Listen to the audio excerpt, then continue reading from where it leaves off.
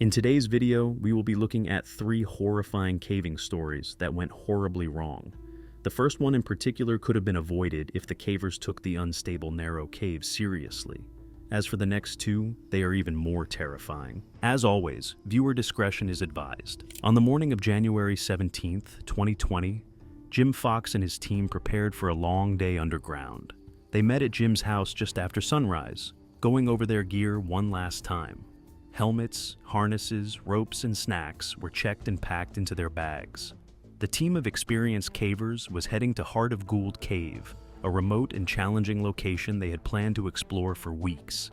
It was a straightforward drive to the cave's entrance, about an hour away.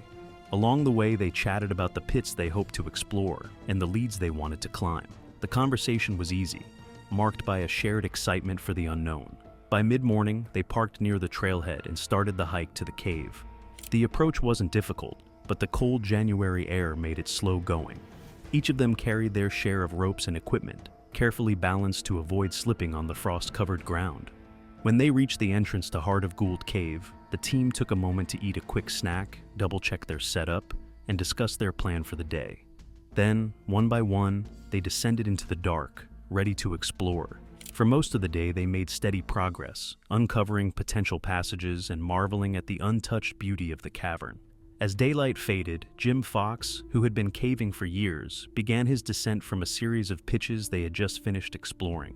One section required rappelling down a short rope that passed over a precariously balanced boulder. Below the boulder was a narrow ledge straddling 2 gaping pits, one plunging 107 feet into the earth. Fox approached the rope with caution, noting the sheer weight of the boulder and how tenuously it was wedged. Midway through his descent, something unthinkable happened. The rope shifted slightly against the boulder, and with it came the ominous creak of rock beginning to move. Fox froze, his instincts screaming for him to speed up. As he landed on the ledge, the fragile stability of the boulder gave way entirely. A cascade of smaller rocks began to rain down, striking him mercilessly. The first hit caught him across the face, splitting his nose wide open and filling his vision with blood. He gasped, instinctively covering his face, but there was no time to react as larger rocks followed. One struck his shoulder with bone-jarring force, sending him sprawling onto the narrow ledge. His helmet offered little protection against the next wave, and with the sound of grinding stone filling the air, the massive boulder dislodged completely. Fox glanced up just in time to see the boulder hurtling toward him. He had nowhere to go. It struck with a sickening crunch, pinning his leg and shattering his femur. The pain was immediate and excruciating, a searing fire that radiated through his entire body. The force of the impact also sent him sliding dangerously close to the edge of the deeper pit. Every breath became a battle as he coughed up blood, the result of a punctured lung. The cave had become a cacophony of falling rocks and Fox's muffled groans of agony. The claustrophobic space amplified every sound, turning the cave into an echo chamber of panic. The group scrambled into action. 2 cavers who had been further up the passage reached Fox within minutes. The sight was harrowing. Fox lay barely conscious, his face pale and slick with blood, his body contorted unnaturally on the narrow ledge. One of them attempted to stabilize him, as best they could, binding his leg with a makeshift splint and checking his vitals. His labored breathing and fading responses made it clear. Time was running out. Another caver immediately began the grueling journey back to the surface, navigating the tunnels with a singular goal: get help. They reached the entrance by 6 p.m. and called 911. Rescuers began arriving within hours, drawn from several highly skilled teams. They were faced with immediate challenges: the narrow ledge where Fox was pinned, the unstable rock formations, and the tight passages leading back to the surface. Every step required careful planning. First, they had to stabilize the area around Fox. Rescuers carefully removed loose debris to prevent further rockfall. Fox's condition remained critical. His femur fracture was bleeding internally, and he was showing early signs of shock. A medic was lowered to administer pain relief and monitor his vitals. Though the confined space made it almost impossible to provide full medical care, rescuers worked in cramped conditions to stabilize Jim Fox on the narrow ledge. With rocks scattered around and little room to maneuver, they managed to set up an IV to prevent shock and keep him hydrated. The focus and precision required in this moment were critical, as every step of the rescue had to be planned carefully to ensure his survival. To rescue Fox out of the cave, the team faced a monumental task. The passage was too tight for a litter to fit through in several areas. Rescuers resorted to blasting certain sections of rock to widen the route, a process that required precision and time. Throughout the ordeal, Fox drifted in and out of consciousness. Finally, after hours of painstaking work, Fox was secured into a litter on the ledge. As the rescue effort progressed, Jim Fox was secured in a sked stretcher, designed for confined space rescues.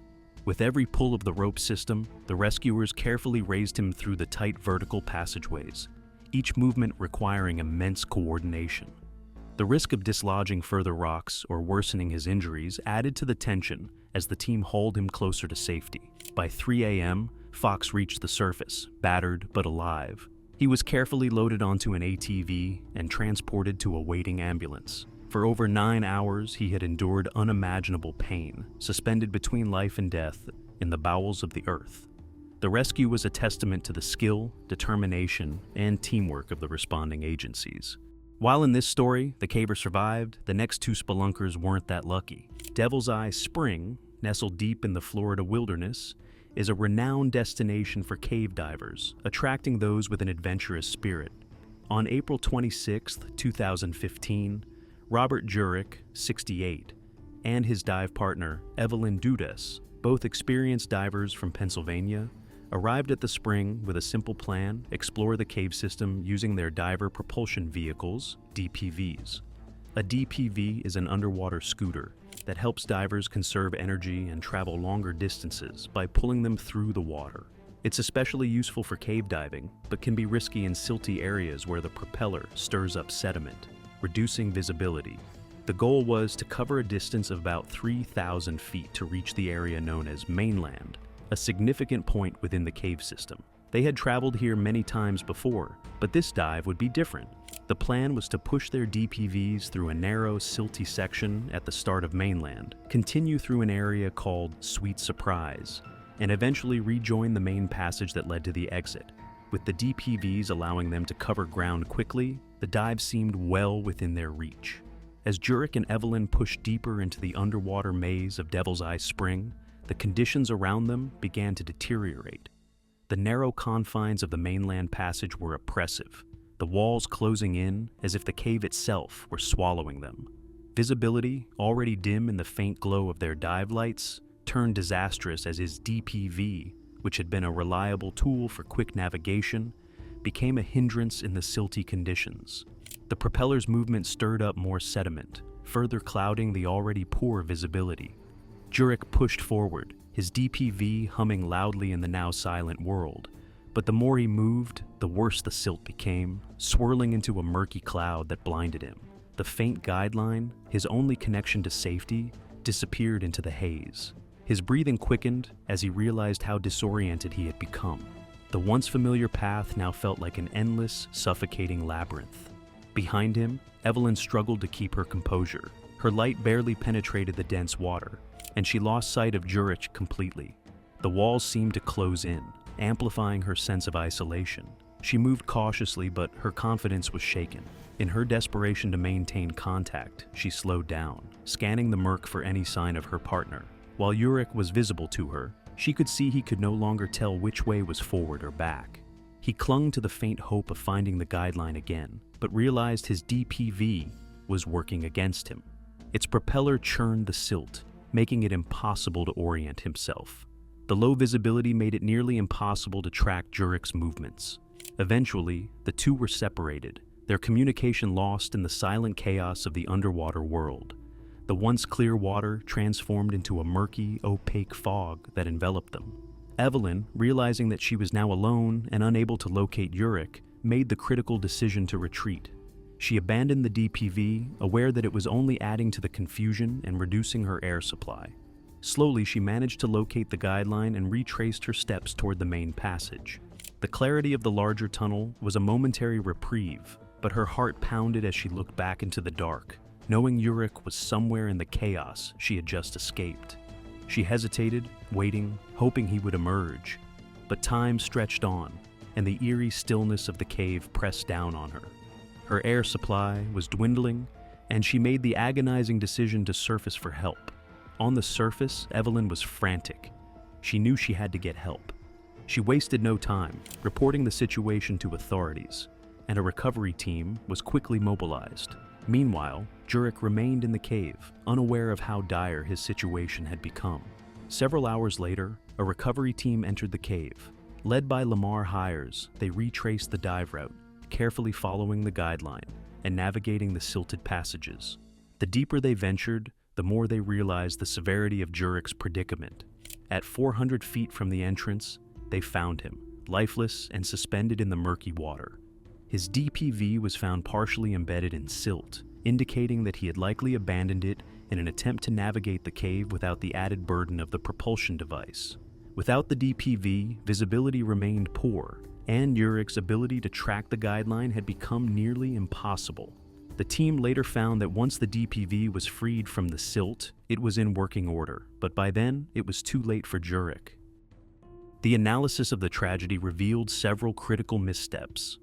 First, Jurek and Evelyn had chosen to dive with side-mounted 85 cubic feet tanks, a setup that might have been sufficient for a short dive under normal conditions. However, without extra gas reserves, they were ill-equipped for the complications they encountered. The shallow tanks, though adequate for a short journey, quickly ran out of air as the dive stretched longer than anticipated. But the most significant issue lay in their decision to push their DPVs into the silty sections of the cave. As experienced divers, they should have known better. The DPVs, which were supposed to aid in their propulsion, only served to make matters worse in the low visibility conditions. The silt, once disturbed, clouded the water entirely, making it difficult to see anything, even the guideline they had been following. Had they been more prepared, perhaps carrying extra stage tanks or opting for a less risky route, they might have avoided the deadly mistake. If Jurek had kept his DPV with him and followed the guideline, he may have found his way back. If they had installed jump reels, the confusion from the lost guideline could have been avoided. By the time the recovery team surfaced, the cave had claimed another victim. Jurek's body was brought to the surface, and his death served as a stark reminder of the dangers that lurk in the shadows of underwater caves. For Evelyn, the loss of her dive partner was both a profound personal tragedy and a cautionary tale. Though she had followed the correct procedures and escaped the cave safely, the loss of Jurek would haunt her forever, a reminder of the delicate balance between exploration and safety. The last story is the most painful amongst the all. This high anxiety-inducing event was a result of multiple fatal errors. On March 26, 2016, Robert Shane Thompson, 43, and Mike Young, two skilled cave divers, ventured into the depths of the Blue Hole in Santa Rosa, New Mexico. They were part of a team aiming to explore and map the intricate, uncharted passages of this infamous underwater cave system. The Blue Hole had been closed for decades due to fatal accidents, and was only recently reopened for controlled exploration. This was the third expedition led by the ADM Exploration Foundation, and the stakes were higher than ever. The Blue Hole cave system was a complex, nearly vertical shaft filled with loose rock and fine gray silt that stirred with the slightest movement. The team had spent years working to clear obstructions caused by the tons of rock dumped into the entrance when the city sealed it 40 years earlier. By this third expedition, they had managed to carve a path through to a tight restriction at 160 feet and explore some of the passages beyond it. The plan for this dive was meticulous. The team divided into 3 groups, with Young and Thompson designated to push past the 160-foot restriction and continue exploration. Young, equipped with a side-mount rebreather for increased maneuverability, was better suited for the narrow spaces. Thompson used a back-mounted system, less ideal for tight restrictions, but still manageable under the right conditions. The plan was for Thompson to wait at the restriction, while Young proceeded deeper alone. Young and Thompson entered the water and began their descent, navigating through the silt-clouded passages with the aid of a guideline. Each movement stirred up fine debris, quickly reducing visibility to 0. At 160 feet, they reached the first major restriction. Young squeezed through with difficulty, while Thompson stayed back as planned. On the other side, Young carefully laid more line as he progressed into unexplored territory. The passages narrowed further, requiring him to maneuver through 2 additional restrictions. The second, at 194 feet, was especially challenging. He managed to push through and continued exploring, only to find the cave walled out about 45 feet beyond. There was no path forward, just solid rock. Satisfied that the exploration had reached its limit, Young turned to begin his ascent. As he approached the second restriction, he was stunned to find Thompson on the other side. Thompson had gone past their agreed boundary, directly violating the plan. In the narrow space, the two divers were now face to face, and panic began to set in.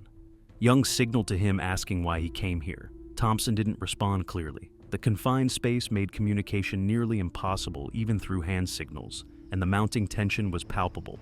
They both knew that turning around in the restriction would be a difficult thing to do. The passage was so tight that even minor movements felt suffocating. Thompson struggled to turn around, his bulky back-mounted system scraping against the walls of the restriction. Young watched helplessly, knowing time and air were both running out. Thompson managed to reposition himself enough near the restriction so that Young could lead. Young managed to squeeze through the restriction first, his side-mount rebreather giving him slightly more mobility than Thompson's back-mounted system. Once on the other side, Young attempted to help Thompson by guiding his movements from the narrow opening. Using his hands and whatever leverage he could muster, Young braced himself against the walls of the passage and applied steady pressure to Thompson's arm and shoulder, attempting to shift his partner's position inch by inch. The effort was grueling. Thompson, panicking, struggled to control his breathing, which made coordination even harder. With no other option, Young looped part of the guideline around Thompson's chest harness to provide some pulling force. He then shifted backward carefully, pulling just enough to create space for Thompson to push himself through, using his legs and arms. This painstaking process took minutes that felt like hours. Each movement risked dislodging rocks or further damaging the already slack guideline. But finally, Thompson squeezed through the restriction. However, the effort left both divers physically and mentally drained, and the guideline was severely compromised in the process. It was a small victory in a battle that was far from over. The effort to pull Thompson through the restriction triggered a cascade of problems. Loose rocks dislodged, further clouding the water. The guideline tie-offs came undone, creating dangerous slack in the line. Suddenly, the lifeline they relied on to navigate back to safety was no longer secure. As they tried to progress, they encountered line traps, where the loose guideline had snaked into crevices too small to navigate.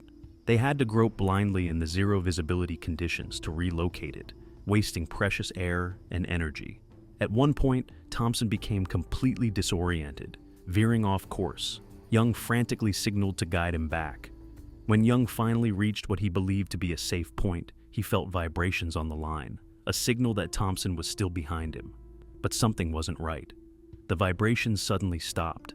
Young turned and retraced his path in the suffocating darkness, navigating the guideline. As he groped through the restriction, he found Thompson wedged in one of the narrowest sections they had encountered. His partner's body was jammed at an awkward angle, with his rebreather pressed against the jagged walls of the tunnel. Thompson was in panic mode. He was trapped, the restriction pressing against his chest, making it harder for him to inhale. His anxiety escalated. In his struggle to free himself, he only wedged himself deeper into the restriction, his rebreather hose bending dangerously. Young desperately tried to help, but in the claustrophobic confines, there was no room to maneuver. He could barely reach Thompson's harness with one hand, let alone pull him free. Thompson's regulator slipped from his mouth as his movement slowed, his air likely running low.